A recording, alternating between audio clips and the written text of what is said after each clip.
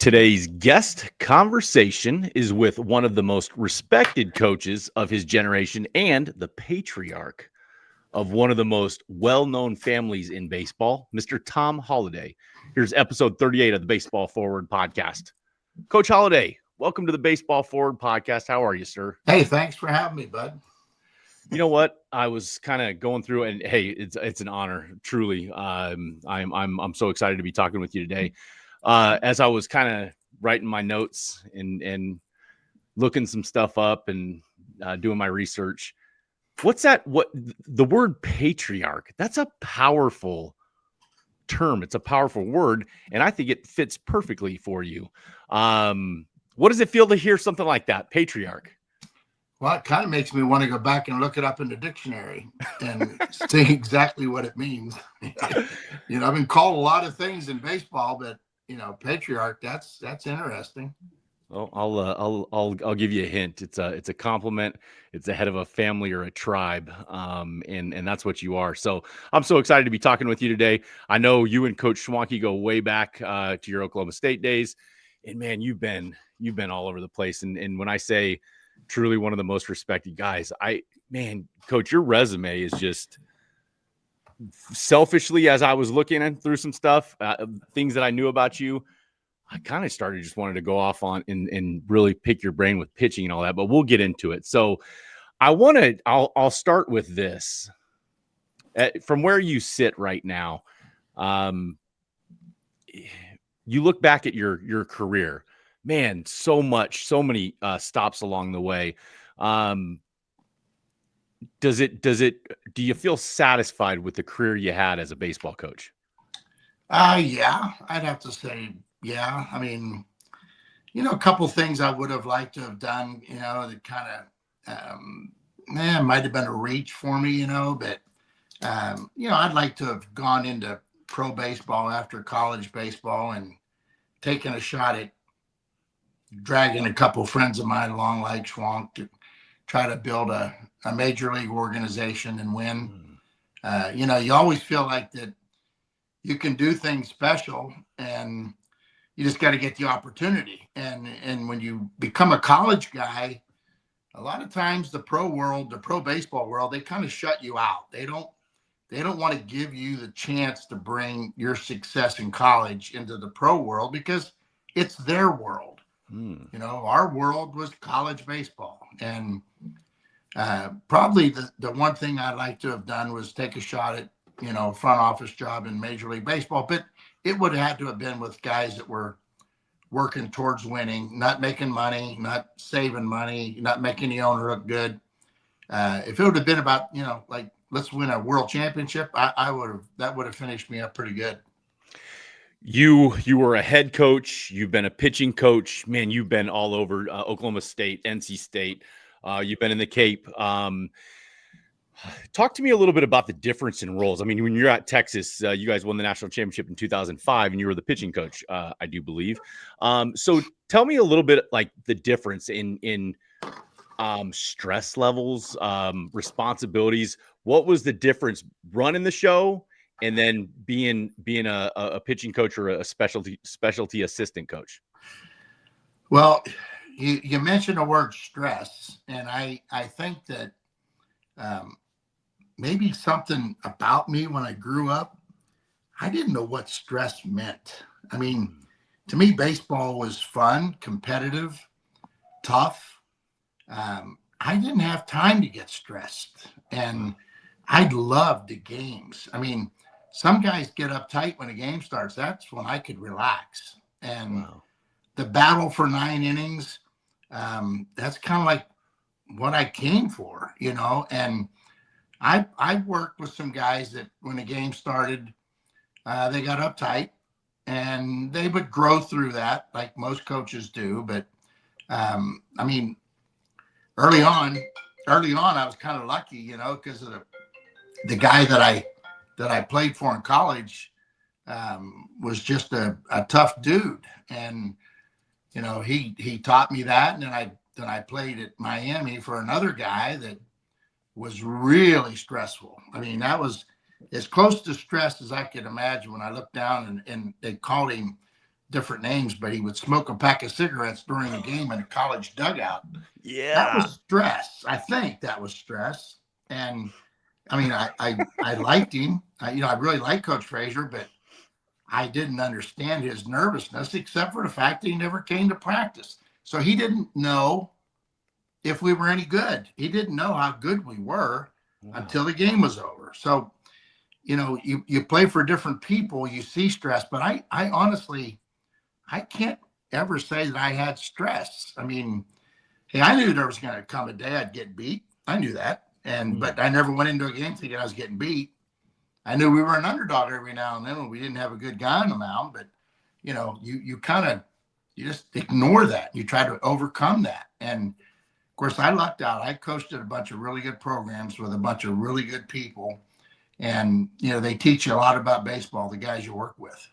Wow. Talking with Coach Tom Holliday on the Baseball Forward podcast today. Man, you coached for a long, long time of your life. You've been in the game your entire life. I'm curious, when you played, were you aware of boy, I want to coach. I want baseball to be my life. I want to play as long as I can. I want to coach. Were you intentional with getting into coaching? How did you get into coaching? Well, I actually grew up in a high school environment, junior high, high school, that was really academic. I went to a private Catholic school. Then I went to a high school that had kicked out a bunch of pro athletes. And so if you were going to do it, you better get your big boy pants on. And so I was like every other young puppy. I thought I could play everything. I thought I was going to be NBA guy because I could shoot. I thought I was going to, play football in the NFL because I could throw a football. So I thought I could do it all. And in baseball in Pennsylvania, I mean, we played like 15 games a year, which if I didn't have a great high school baseball coach, I probably would have chased football. But, when you grow up in an environment, failing and learning how to rebound from failing kind of makes you wonder, like, hey, if I can't play, maybe I better coach because I want to stay with the game. And I lucked out. I played with really good young athletes, and then I actually had to play with guys that could really coach basketball. And I think I learned a lot about coaching from the basketball coaches I had because they really stressed discipline. And I went through a coaching change in high school for football, which was ugly. And, along the way, you just have your eyes open and your mouth shut, but you're learning. And I think when I chose the sport and then I chose the school that I was going to attend out of high school, I had to grow up in a hurry. And I went a long way from home to try to find out just who I was going to be. I had no idea. I mean, I was a guy that could play a little bit of everything. I didn't know if I could play anything very good. I mean, people told me I was, but I didn't know that. So maybe my real passion for coaching started when a couple of guys that I ran around with in college would say, like, hey, what are you doing? Well, I'm studying. Well, let's go work on our swing. And I'm like, oh boy, I need to study because I wasn't that guy that school came real easy to. So okay, let's go ahead. So I'd go ahead and, when your players, your peers are asking you all the time, what do you think? And help me with this. And it wasn't like I did it all so good. Maybe I communicated with them differently, and before you know it, you just start thinking, maybe I'm a coach better than a player. And I mean, I love playing, but I mean, let's face it, we all have to come to grips with what we can and can't do as a player. Okay. And, my playing days at Miami were pretty unique, because I went to a junior college first. So I come in as a junior and we got like 18 transfers and 18 returning guys. Wow. So, I mean, the returning, it was like a battle inside the program. Yeah. We didn't even like each other. Wow. It took the whole fall for the team to even like each other. Wow. And by the time it was over, we're helping each other. And And really, the way coaching was in those days, sometimes your best assistant coach was your best friend. You know, it was a guy on the team that could say, "Hey, man, you're really, you don't look good. What's up?" Well, I'm studying too much. Okay, well, that's your choice. You know, as we know, some guys don't study at all. You know, they come to the ballpark fresh, but I had to make sure that I was eligible. You know, but when it was all said and done, I think when I left pro baseball was probably the time that hit me the hardest as far as making a choice and growing up, you know, and becoming a man. And I had a short career in pro baseball. And when I got released, I had a choice. I had a choice to either, you know, use my education um, and just go find a real job, or, you know, 2 days after I got released, I got offered a contract to be a player coach, which I didn't understand. Wow. Wow. And it was $50 a month more. And I was like, what's this about? Who was that with, Coach? It was with the Pirates. And I was like, Wow. why did you release me as a player and then ask me back as a player coach? And I really honestly didn't understand it. And Coach Frazier called me like January 2nd because he lost Coach Polk off of his coaching staff. And he wanted me to come down and help Coach Bertman, who was coaching his first year in college baseball, which Wow. we all know what that career took off to become. And so I'm like, do I go try to be a player coach, or do I go to Miami where I graduated? And maybe because the players wanted me to come to Miami, drug me into coaching and away from pro baseball. That was a hard time in my life. And oh, by the way, my wife was pregnant with our first kid. Ooh, wow. So it's like, you got a degree, go to work, you idiot. Yep. No, I got to keep playing. And thank God I married the right woman. That's a fact. You know what? I want to be very clear on this. Like, I'm so humbled and I feel honored. Like, truly, you got baseball. I love baseball and I love the game, the college game. I can tell you exactly when I started to fall in love with it, and it means so much to me. It meant so much to me. And I want to be clear on this. I'm honored because Holliday, Coach Holliday at Oklahoma State was a name that I knew. Coach Schwanke, Coach Ward, and I'm so. Sometimes I sit here and I'm listening. I'm like, I get to listen to these guys who created college. You guys were the architects of what college baseball is now, and I don't say that mixing my words. So I so much appreciate the opportunity to get to hear from you guys and learn from you guys. Do you ever sit back, you know, and say, wow, you were a part of kind of, you guys, both you and Coach Schwanke, I want to get you in on this one too, but you guys were the foundational level of the reason why guys like me, you know, Jim, we were talking with Coach Vitello yesterday. Like, I have boys that are falling in love with the game because the guys like the Josh Hollidays of the world, the Tony Vitellos of the world. I fell in love with the game because of what you guys were doing. So I'll start with you, Coach Holliday. Do you ever sit back and be like, dang, we did the sport really well? Well, yeah, you know, you get to be my age and you bump into people every now and then. It'll say they'll talk to you and refer to you as coach. And that's a compliment. And you got to almost be careful because everybody wants to compare what you did when you were coaching to what's going on today. Times have changed. And Jim and I have talked about this a lot. The game's still the same, I think. We worked at it so hard because we wanted to win and we wanted to be somebody. And when we came to Oklahoma State, it was not a baseball school.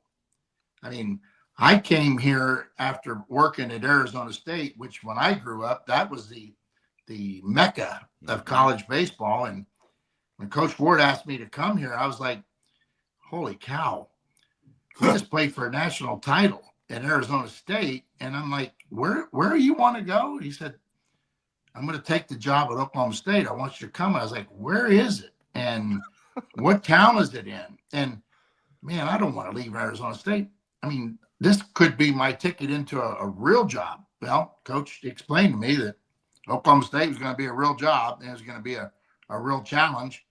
And it was. And then once you get started, um, when you have a chance to make a program yours, that's special. That's a great opportunity. And even after we had lots of success, and then I bounced around a little bit in the coaching world, trying to help a couple friends of mine, get their success level to where they wanted it.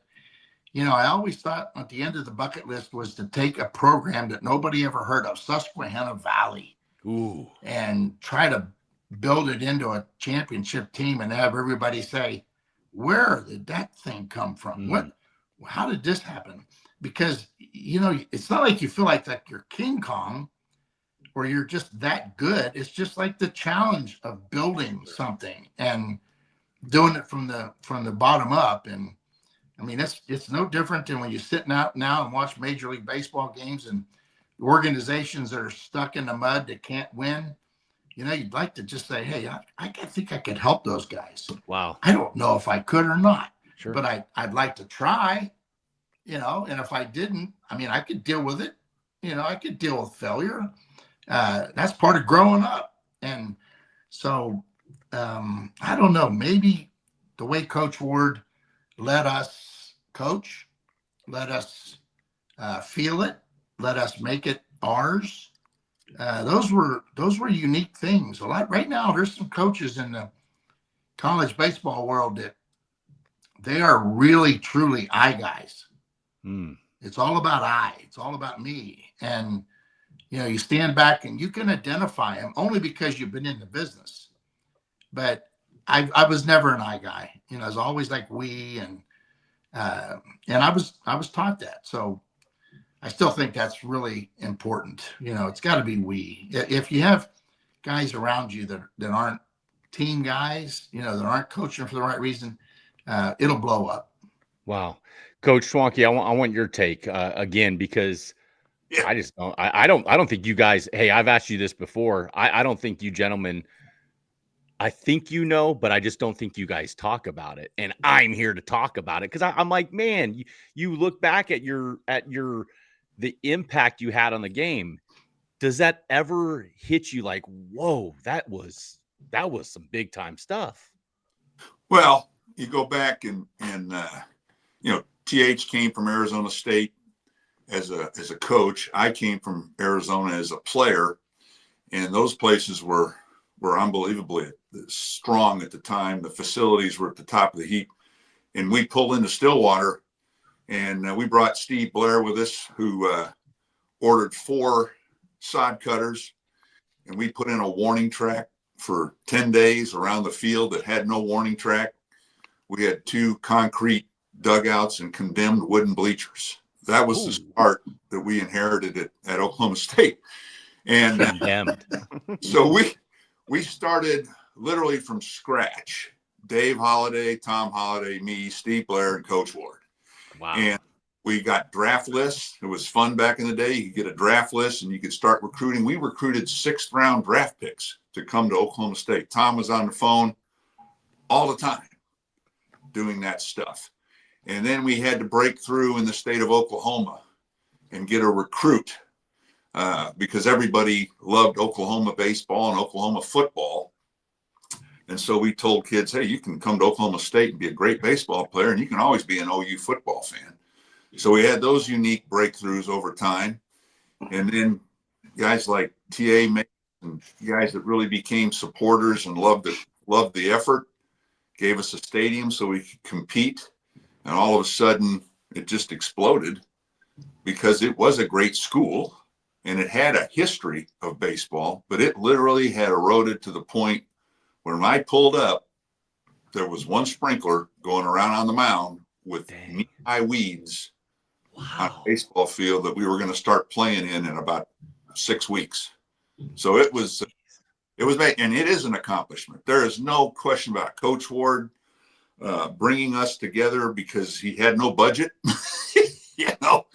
TH, I think, had to live in married student housing. Yep. And so it was, and the 3 of us, Blair and Holliday and I, were in a house that we were fortunate enough that my family could buy for us, and we paid them the rent. And so it was a true team effort to get the thing kickstarted. No question about it. I love hearing it. Love hearing it. Talking with Coach Tom Holliday on the Baseball Forward podcast today. Coach Holliday, I know you were a heck of a recruiter. That's what they tell me, and that's what I hear. What was, when you're out on the recruiting trail and you're evaluating guys and you're trying to get guys to come whatever school you're at, what's the most satisfying thing about kind of coaching and recruiting when you're out there trying to get guys to come to your program? Well, probably, God, I don't know. It was a little bit different song everywhere I went. And I spent, 26 years at one place. And I mean, I heard Stillwater, Oklahoma referred to as a lot of weird things. And I had to beat that. And, to go into New York City and recruit a kid, or go into Los Angeles and recruit a kid, I had to convince them that Stillwater was very safe.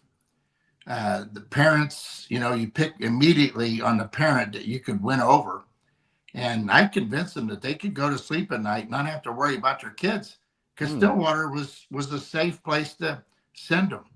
And I never, ever, I took our ability to coach and make them a better player. I took that for granted. And I made them understand that right up front, that we can teach you how to play. If you want to be special, we can get that done. But you have to get acclimated to Stillwater and going to school. And, you got to keep the rules and stuff like that, hey, a lot of good baseball players in those days, all they wanted to do was play pro ball. They didn't want to go to school, but they had to. And that was our biggest battle, was to make sure we could keep them eligible. And then teaching them how to play I thought was easy, because that's what our passion was, teaching the game itself.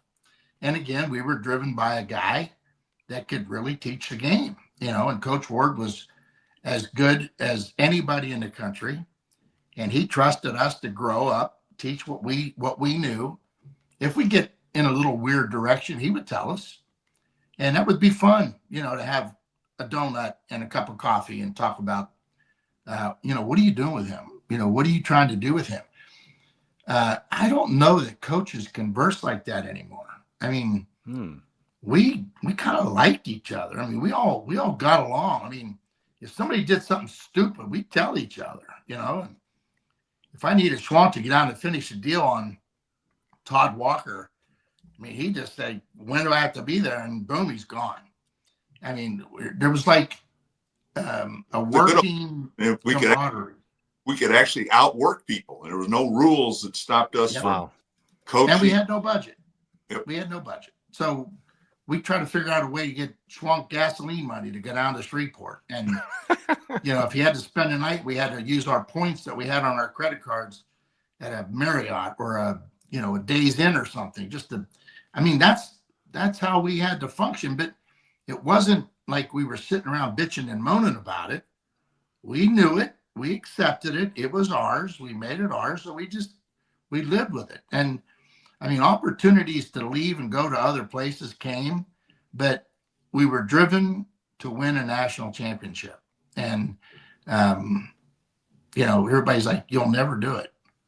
I remember bumping into Augie Garrido way back when I started in California. And he was like, what are you guys doing out here? What are you trying to do? And I was like, Coach, I'm recruiting guys to come back and play for us. And he's like, I know, get out of here. Wow. Go back and recruit Oklahoma kids. Yep. And Rod Dado gave me the same story in the parking lot one day when, I signed a pitcher that they weren't sure of. He was a two-way kid.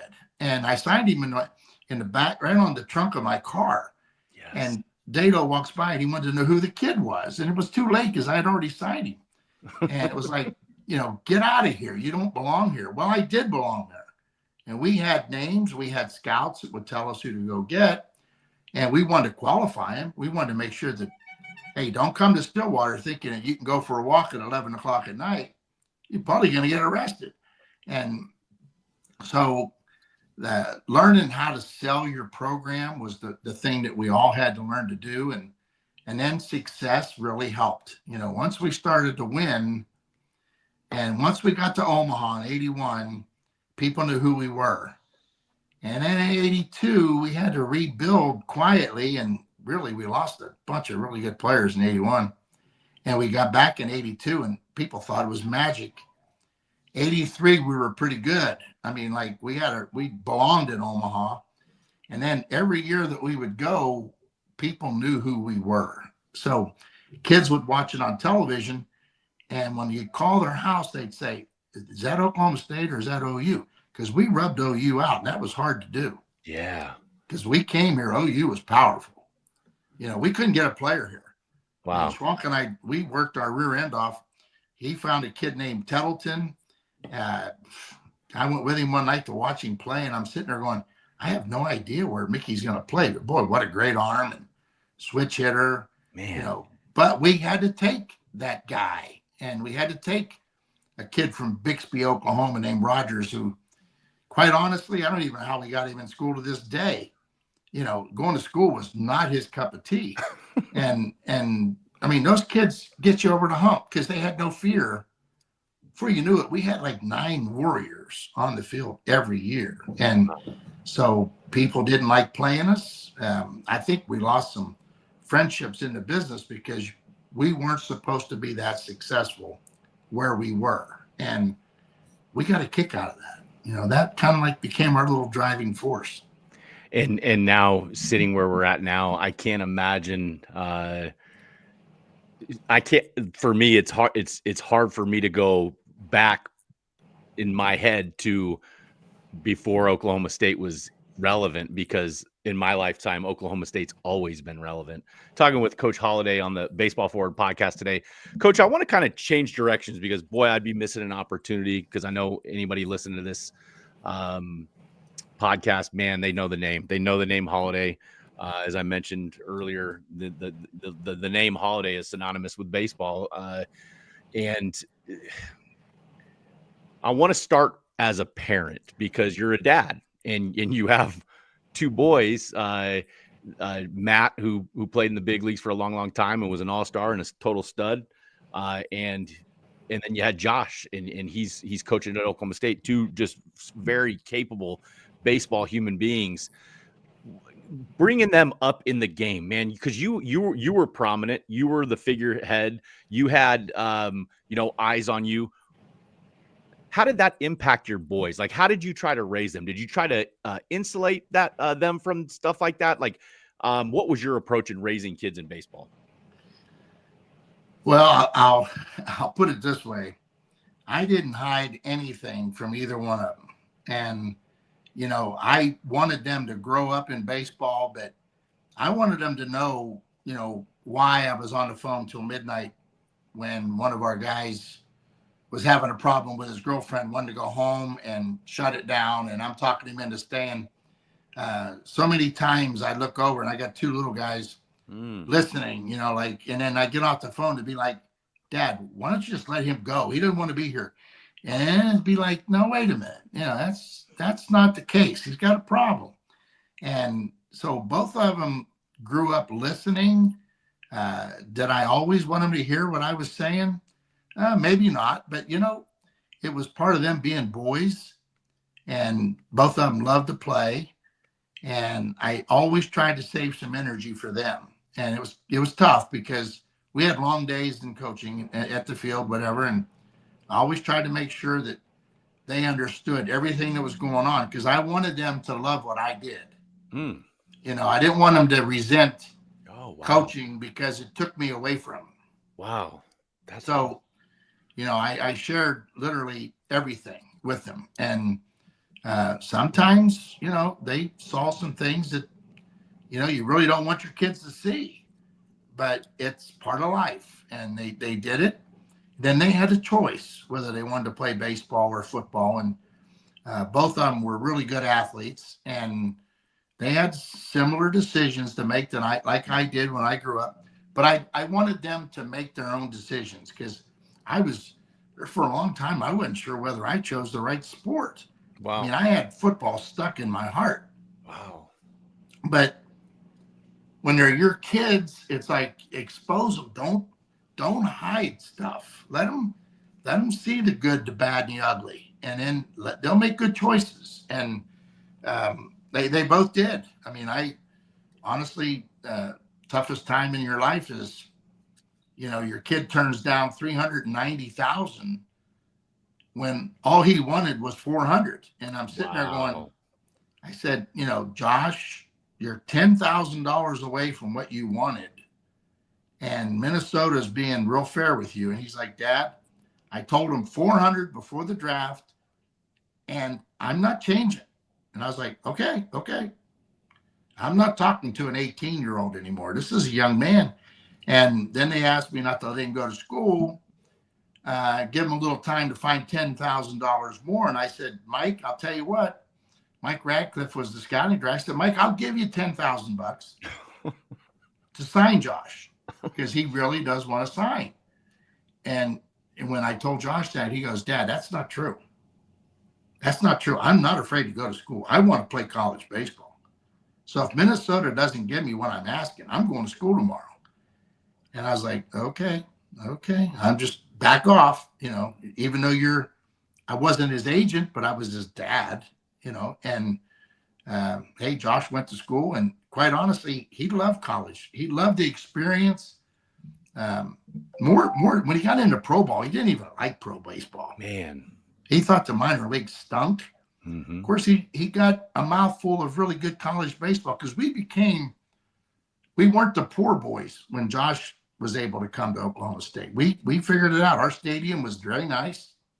We had something to offer. It was special, and Josh wanted it, and that's what he did. Now, Matt, when he comes along 3 years later, I mean, I'm sitting there thinking, oh boy, I'm going to have one hitting a 3-hole and the other one hitting in a 4-hole. And football was my only way of get Matt, so he could play football and baseball at Oklahoma State. So that knock on the door when Matt said, Dad, I want to sign.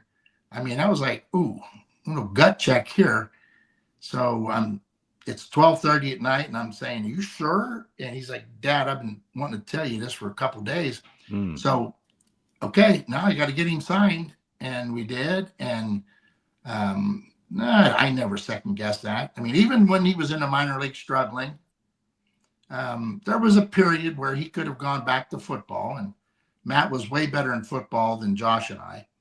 And quite honestly, I thought he could have played in the NFL, only because friendships in the coaching world, Dave Wanstead, Jimmy Johnson, they told me that Matt was special as a quarterback. So when Matt looked at me and said, Dad, I'm not going to play football, I'm staying in baseball, get me a new contract. So I did.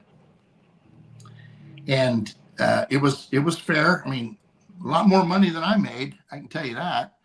And so Matt was pretty well set. And then now he could go play baseball, and he did. And he made it to the big leagues and had a great career. And I got to watch him on television a lot, because I stayed with coaching, and I was proud of him, but I had to do my job. And when the season was over, Kathy and I would go and see him play. But raising two kids in the baseball world, it was kind of like a double headache, and yet, like I said, I didn't feel the stress of it. I heard a little bit when Josh said, Dad, I'm done with pro baseball, I want to coach.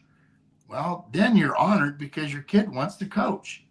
And so, okay, keep playing. No, I'm done. I want to coach. So you deal with those things as a parent, and it separates you for a little while from being a coach. You gotta understand, these are growing young men. And so they both turned out to be pretty good kids. Yeah, man. And I'd say they're doing pretty well.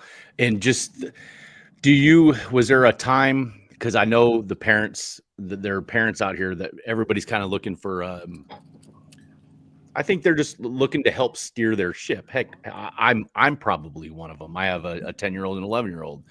And was there like a period of their life where you said, boy, they really love the game? And if so, do you remember it? And like, how did they show that they loved the game?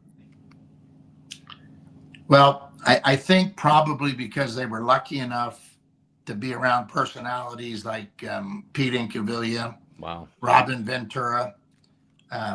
They were able to see that Incaviglia was a workaholic as a player. Pete was not a student. Pete was there for one reason, and that was to get ready for the big leagues.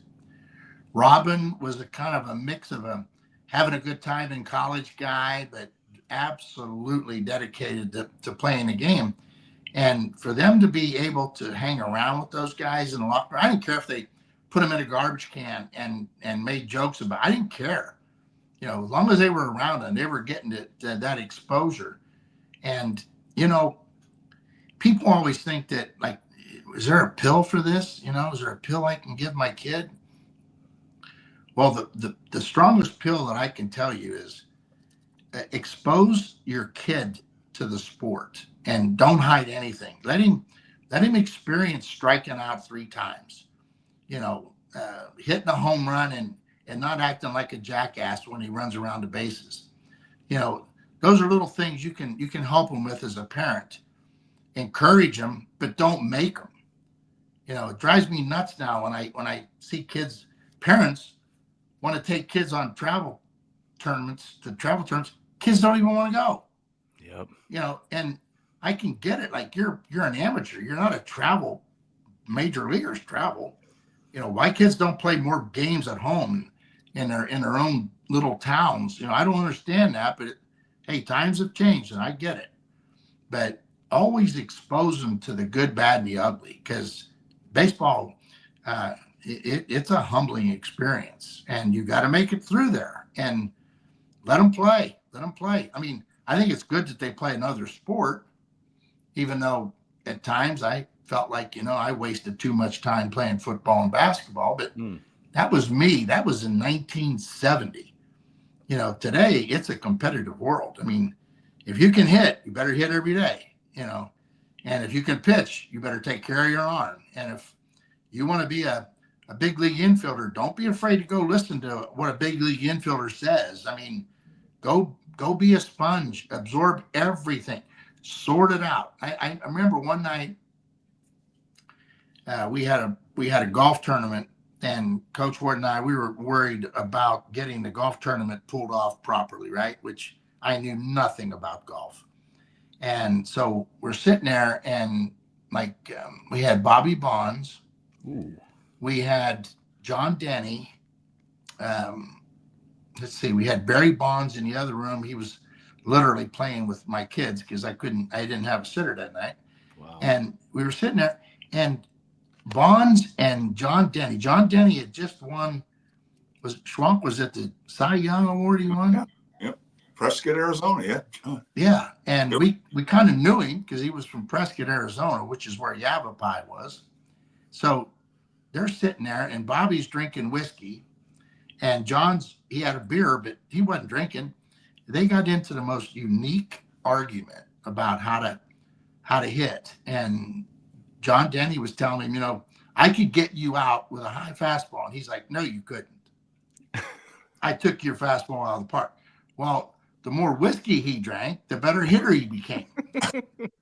And John was sitting there, and Coach and I were just eating it up, because the stuff that they were throwing back and forth, it was stuff that we had talked about, and they're really into it. I mean, it was an hour and a half conversation that I wish I could have recorded. And, I told Barry later, because Barry was like 19, 20, about 21 years old. And because we had recruited Barry, we had a friendship there. That's how we got both of them to come. And he's like, my dad's like that all the time. My dad loves to argue baseball. And I said, well, that's cool. Do you listen? He goes, I listen to some of it. He says, not all of it. And he said, if I listened to all of it, I wouldn't be playing. And I'm like, whoa, wait a minute. You're a pretty good baseball player, kid. And he's like, yeah, but my dad, he'll run you off. I mean, he's tough. And John Denny, I mean, was just a love, just one of those guys you had to love him because he was innocent, and he succeeded from Prescott, Arizona. That was unique. But the fact is, like, you learn from listening And then you go back and think, I got my answer to this. I want to try to implement that. And were we a little bit crazy? Maybe we were. Maybe we were just, but it was our job. We were college coaches, and our job was to make players better. And player development was always a driving force with us. I mean, I know you had a question you wanted to ask me about what part of coaching was your favorite. Well, player development. When a guy would make it to the big leagues, we literally would have a party. That's because we awesome. felt like we had something to do with that. That's right. And that was the reward of coaching, man, for a long time.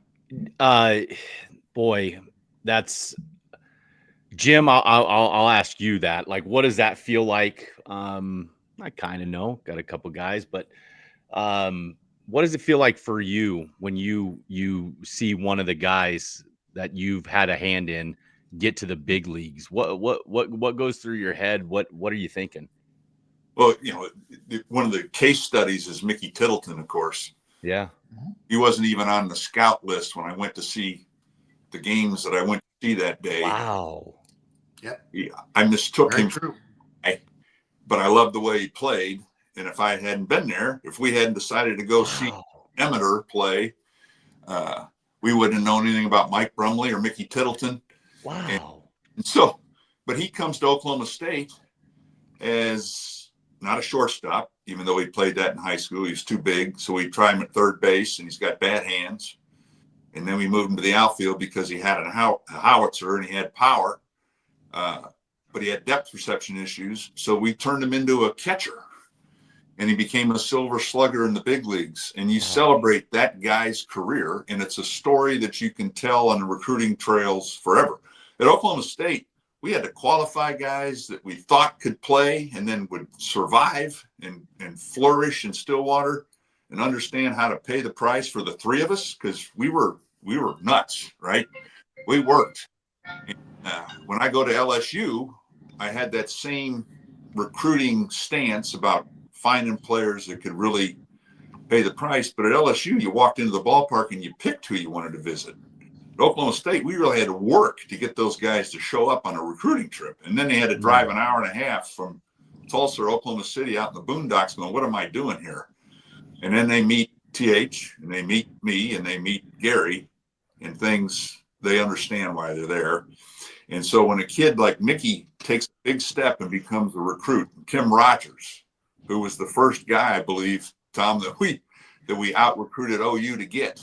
Yeah. Pioneer. And his family went tough times with the behind the stands at LaForge Park and browbeat OU coaching staff at the time. Yeah, they had his mother in tears. Wow. It was a huge step forward for us, and he had absolutely no fear. I took him to the NBC World Series as a high school senior, and he beat Wichita Auto Glass, was a bunch of Arizona State guys, as a high school senior in the NBC World Series. Dang. And those things were fun. Now his career broke down in pro ball because he kept getting hurt, but that's the thing that no one can control, injuries and things. But I remember playing basketball in Gallagher, Iowa with Matt and Josh, and you'd push them and they'd push back. And then you start to understand that they've got competitive injuries that are going to take them to spots that their talent will let them go, I guess, because their desire to do things and hit and pay the price. And Matt's, they've passed it on to their kids. No kidding. Look at Jackson and Ethan. Those guys gifted physically, but they love to do the work. I've watched them. They don't care where they are. In this select baseball world, they're going to practice all the time. They're not going to hold out for a weekend deal. They're going to be working at it all the time, and it's paid off because they've developed into unbelievable players. Talking with Coach Tom Holliday on the Baseball Forward podcast. Coach, I got to ask you this, man. I know you're a very calm, collected guy. Did you cry when Matt made it to the big leagues? Did you cry? I was at, we were at dinner in Austin, Texas. I can't remember who all was there, but you know, my phone rang, and I told Kathy, I said, "Uh-oh, he got called up." Wow. Well, I think we were playing maybe Nebraska the next day, and Augie had this thing. He feared Nebraska. I think maybe because of their football program, and you know, having gone against them for 25 years when I was at Oklahoma State, you know, Augie's like, you can't go. You got to hang. You got to stay here. And I was like, come on, coach. I'll be right back. I just got to go watch the first game. He goes, no. And he says, Kathy, you go. So, you know, she went, she did it, you know, Lone Ranger. And of course, I made sure I recorded the game and I went and watched it and everything. Did I cry? Well, yeah, it kind of brought tears to your eyes. Just to know that, you know, he had gotten rewarded for having a great spring training. And he got sent back. You know, I mean, he spent 7 games in AAA after hitting 430 in spring training, which Dang. you start thinking, what do you got to do to make a big league team? And quite honestly, he had worked his rear end off, and he deserved that. And he was actually playing with Jeremy Burnitz, who was one of our players at Oklahoma State. And so I called Jeremy and I said, hey, take care of him when he gets there. And he goes, I got it, coach. Don't worry about it. I got it. Don't worry about it. So I didn't, you know, I mean, I trusted Jeremy, and you have to know Jeremy. Jeremy was a character now, let me tell you, but he knew Matt from when he knew Matt as a kid, when Jeremy was playing for us. So I actually was comforted by having Jeremy with the Rockies and knowing Matt was getting baptized into the big leagues. And again, I had a job to do, and I was a coach. Matt understood that. Kathy stayed for, I think it was in St. Louis. She stayed 2 or 3 days, and then when he went on next trip, she came home, and there he was. He was out there in the big world with the big boys, but we kind of had a guy in there watching him, and that was good. But yeah, there was a little tear shed. That's got to be the most, because I mean, oh geez, I get choked up just thinking about it. I mean, Jim, even like having Willie getting drafted, going. I mean, these are things that are not small things. Going and playing at Arkansas, playing at Wichita State. I gotta imagine as a dad, that even if it wasn't baseball, but just knowing that your son is ascending at that rate, that's got to be a really good feeling as a dad. Yeah, it was. I mean, and he, one of the great moments in my life is when he is in the house and he says, hey, Dad, I'm going to go hit with a couple teammates. He had a car, so he was 16 years old. And it's the first time that I knew for sure that he was going to be okay on his own. And he was going to help other, just like Tom talked about, find teammates to go with and be around and associate yourself with people who have the same drive as you did. And that's one of the secrets to coaching, is finding a group of guys that have that same drive, that internal self-drive. And he had it, and it flourished, and he became a really good player. And it's turned into a career in sports media stuff that he created himself and taught himself, and he was a self-starter. And those things are really fun to watch. And again, injury ended his career. And so that's just one of the things that happens in the game, but he didn't stop using his internal drive to make himself find a career, a real job, so to speak. I can imagine,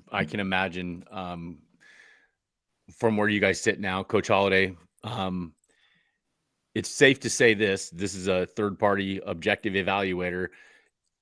You worked your tail off as a coach. Your boys saw that you worked your tail off. Your boys worked their tail off. They're ultra successful. Their sons worked their tails off. Boy, that's quite a legacy to leave. Yeah, geez, I was. Now I feel really old. I mean, I know I look old.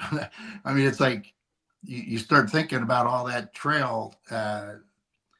And honestly, geez, I mean, it's like the 2 grandkids right now. I still remember Ethan wanted to break his bat in half because he struck out 3 times one night in a game in Florida. And I was there and I was like, wait a minute, kid. You're going to strike out 3 times often, or you're not playing very good baseball. Knock it off. Quit. But see, he was trying to be as good as his older brother. And, you got to take kids through those moments. And you're lucky that you're around because, I've been through that. Hey, our greatest players struck out. You have to tell them those stories if they didn't see it, because they only know how good guys are. Like Ventura, there was a left-hander or two that could strike him out. Of course, he had 58-game hitting streak. Nobody got him out that one year. Man, no kidding. That almost went start to finish. But, if you want to be special, you got to deal with baseball. You can't, don't walk away from the challenges that it brings to you. And, when Willie played, when I saw Willie and I found out where he's going to school, I was like, yeah, that'll be interesting. But that's what this baseball world is. Everybody has like an opinion on everything you do. And now you watch, I got Jackson cracks into the big leagues last year at 20 years old. And I'm sitting there going, just shut up, just shut up. And I'm thinking 20 years old, why so fast? But it's today's way. I mean, they wanted to explain to the Oriole world why they gave him $8 million, because he's 20 years old. He's in the big leagues. And I'm thinking, what about that theory of 2,000 at bats before you go to the big leagues? Jackson didn't have 2,000 bats. So my worry was, you're rushing him. Why? I mean, he got a good team. The Orioles were good. Why do you have to hurry him up? But then you have to realize, guess what? Your grandpa, just shut up and watch it. See if you're right or wrong. Because his dad was the guy. I mean, that was his sounding board. And Matt had been through this. And Matt, kind of like had to deal with it because he was dad. And, is it easy to watch him fail? No, never. I mean, and the day they tell you they're done, it hurts. But hey, life goes on. You can't play forever. And you just hope that they can do something else in life. And they learn along the road of playing. Hey, maybe I buy a car dealership. I like people. I think I can sell cars. That's good. Just be good at it. And parents are, like, can you teach them this? Can you teach them that? Hey, you can teach kids how to hit. You can teach them how to pitch. What you can't teach is their heart. You can try. It's hard. Yeah. Oh, Coach Holliday, a couple more questions here for you. I'm curious to know, do you have any regrets on your baseball life? Like when you look back, I get it. Everything happens for a reason, but do you say, hey, man, I zigged when I should have maybe zagged? Do you have any regrets when you look back at your baseball life? Geez, that's a good question. And I know you prepped me for it, but I thought about it and I was thinking, if maybe I would have or could have done something a little different, I probably, as soon as the kids left and went on into life, maybe I should have taken a head coaching job then. And, I was driven to make sure that both those kids had a stable high school life, and had a couple conversations with Jimmy Johnson about coaching. I was lucky enough to be friends with him because he was hard to befriend. But he said to me one night, the biggest mistake I made is I job hopped. I ran from one job to another, and it cost me my marriage and it cost me my relationship with my kids. And I was like, oh God. And that stuck with me. So, I was determined to stay here at Oklahoma State. And I felt like someday the program would be mine because of the time I put in. And that's not true either. I mean, but I did feel that way. And when Coach Ward, became kind of like bothered by a back issue, he got tired of it, just kind of hit him in a moment. Because I didn't think he was done coaching. There's nothing wrong with that man's mind. But he was just kind of, physically beat up a little bit.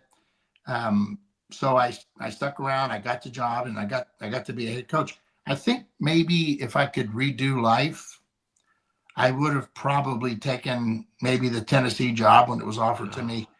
If not the first time, the second time, and maybe gone out and got my feet wet. Because you know what, when you get hired, you're going to get fired. And sometimes you take a job and you're better the second time through. And you watch that in sports. A lot of coaches are better in their second jobs because their first one, they make mistakes, and somebody doesn't like it. They liked you when they hired you, but they didn't like you after you only won 40 games instead of 50. So maybe that would be the only thought in my career that, I'd like to, maybe I should have redone. I don't know. Okay. Last question for you. Baseball forward, our mission is to elevate the next generation of ball players and coaches. We want to pass this beautiful game on to the next generation. So to the players out there listening to this, listening to Coach Tom Holliday, one of the great all-time coaches of his generation, what is your advice to elevate the up-and-coming baseball players? Well, I'll tell you this. Don't let anybody convince you that baseball's easy. Maybe more now than ever, people want to do hitting lessons. They want to make a living. And you think that everybody that can help you is worth a little bit more money. And kids, they drag their stuff in, throw it down. And I think that if I had to advise a player, make sure that you fall in love with baseball. Don't do it because somebody else is in love with baseball and is ramming it down your throat. Wow. And I see that, and I thank God I don't have to address that. But so many people, they want that answer. They want an answer on how can I make my kid as good as your kids? Nah, that's not good. Your kid has to love the game. Expose them to it. Take them to a ball game. Take them to a big league ballpark. Take them to a college game. Let them see if they really like it. They'll tell you that. And man, when they come and say, "Hey, can we go hit?" You got something. And give them that opportunity. I mean, players, trust me when I say this. Baseball looks easy. It's not. No, it is. And right now, athletes are bigger, stronger, and better than they were when I played. As we were just making the joke yesterday, we watched film. Johnny Bench was talking about how hard a guy threw on the MLB channel back in the 70 World Series or something. The guy was throwing 86, 88. Well, that's a changeup now. But Johnny was saying how good this pitcher was because, he was 87, 88. And I'm sitting there going, wow, holy cow, now it's 97, 98. And you've got to time it. It's different. Baseball's different. It's really like a 250 batting average right now. You're going to make $20 million, right? Yeah, that's crazy. I mean, yeah. I mean, it's a different world. But I think parents, in all candor, need to relax and understand fate. I mean, some guys are gifted. Some guys explode later in life. I mean, Ian Kinsler was a 17th round draft pick. And what predictor was in place for him to become a darn near Hall of Fame guy, right? It was his work ethic. It was his innate talent. It was something that was given to him. The secret is, in my opinion, is just let your kids play, let them work, let them learn how to work and love the work that goes into the game. And whatever happens performance-wise is really out of their control completely. But drive them to the ballpark, turn them loose, turn them to a hitting lesson, turn them loose. And like Tom says, don't try and ram it down. That's why I said when Willie came and said, "Hey, I'm going to go hit," that was a big day. It was a big day. Yeah. That was when he started to take real ownership of who he could be as an athlete. Gentlemen, and I know people, parents want to protect their kids. Mm-hmm. I get that. I totally understand that. But in the sports world, they need all the emotions, the ups and downs, the failures. They need that. And then when they come and say, "Hey, let's go hit," then you know that it's going in the right direction. And just be there for them. Don't be the parent that sits there and shakes his head when you strike out. You can crush your kids if they see you overreact to failure, and maybe you should just go to school and quit worrying about baseball. That doesn't work. That doesn't work. Just leave them alone. Let them go home mad. Let them sit in the back seat. There you go. Confused. Those are good emotions. Sorting out confusion is a major issue in sports, period. And like my time with Augie Garrido was, I'm 50 years old and I thought I knew it all. I was a head coach. I was an assistant coach for a long time. And first night at dinner, first topic of conversation was failure, and I was like looking at him. He's like, hey, I want you to understand this. I want to eliminate confusion for the player when he's playing and for the coaches when they're coaching. Confusion is the major obstacle in baseball. Eliminate confusion. And I'm sitting there thinking, wow, where is this coming from? It was almost like I was being chewed out as an observation that he made on me as a coach. And I was like, okay, coach, I'm not 20, I'm 50. Come on, let's talk about this thing called confusion. Next day we go to lunch. That's all we talked about. Eliminate confusion. And so I said, well, so where does it come from? He says, well, one coach tells a kid to try this. Oh. And then when it doesn't work, he goes to the other coach and he plays coaches against each other. Wow. And coaches want to help. So before you know it, you created confusion. And then, the player has to deal with the confusion. And I was like, wow, I never thought of that. But boy, I think we've all been guilty of that. Yeah, absolutely. Innocently guilty of that. But here I am, like at 50. I learned a bunch in maybe the first week that I worked with him. It wasn't about like how to hit a ball or throw it. It was about eliminating confusion. And wow. That's a good one.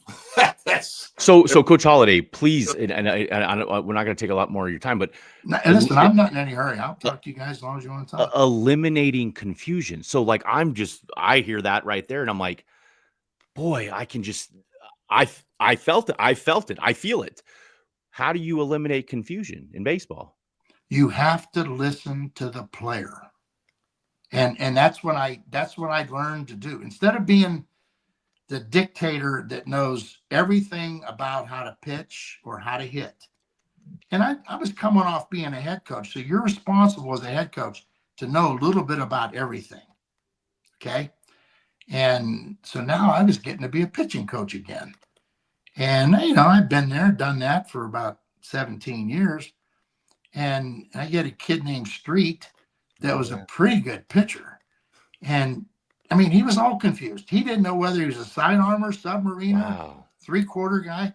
And I had to listen to him because he was absolutely confused.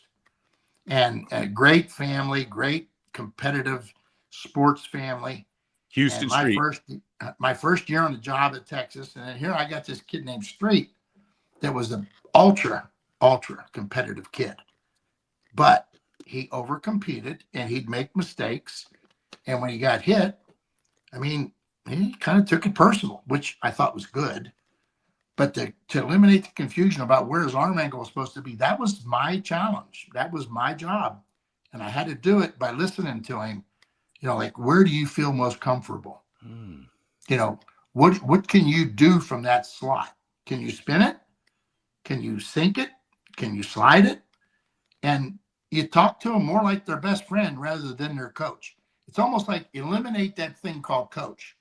Wow. And befriend your players if you want to be successful. And when they know that you really care about them, they'll listen to you. And hey, Schwanke can tell you this. When kids have success and they smile, they hit a home run, they go around the bases, and it's the result of a lot of work.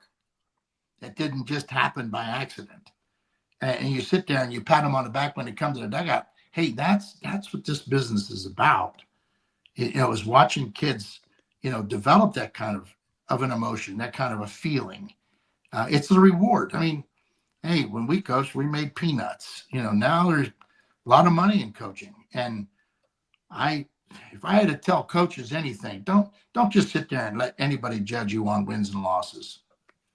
Learn how to help your kids. Learn how to help kids. You got them for 3 years. I mean, I hope you have them for 3 years, but if you do, teach them a little bit about life, because someday their career will end, and you can't do that if a player doesn't trust you.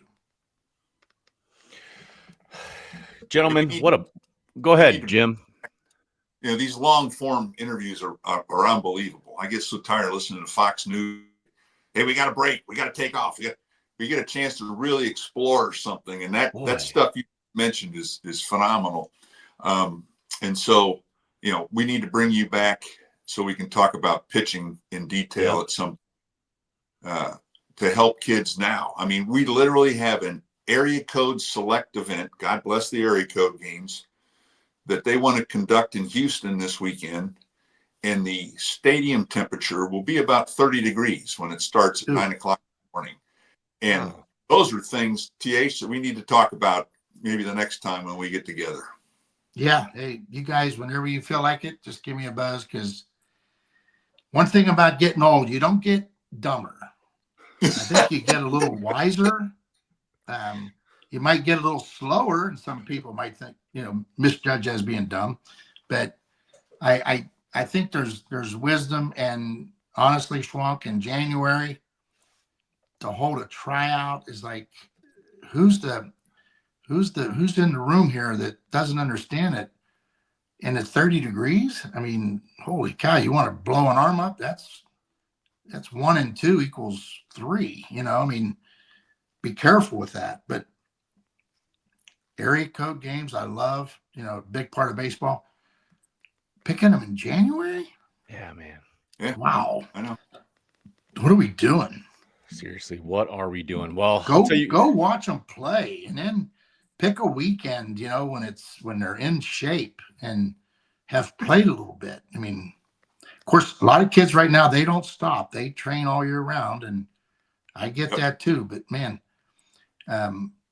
everybody that I've ever come in contact with and have been successful in the baseball world as a player will tell you that you got to take 6 or 7, maybe 8 weeks off, that you'll love the game more when you come back to it. You got to have a break, whether it's in the weight room or conditioning, whatever.